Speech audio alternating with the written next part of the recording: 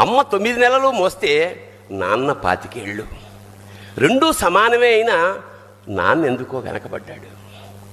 ఇంట్లో జీతం తీసుకోకుండా అమ్మ, తన జీతం అంతా ఇంటికే ఖర్చు పెడుతూ నాన్న, ఇద్దరి శ్రమ సమానమే అయినా అమ్మ కంటే నాన్న ఎందుకో వెనకబడ్డాడు. ఏది కావాలి అంటే అది వడ్డీ పెడుతూ అమ్మ, ఏది కావాలంటే అది కొనిపెడుతూ నాన్న.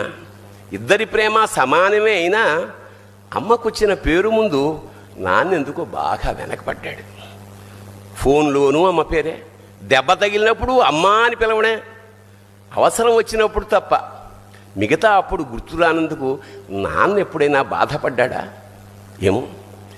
ఇద్దరూ సమానమే అయినా పిల్లల ప్రేమను పొందడంలో తరతరాలుగా నాన్న ఎందుకో వెనకబడ్డాడు. అమ్మకి మాకు బీరువా నిండా రంగురంగుల చీరలు బట్టలు, నాన్న బట్టలకు దండె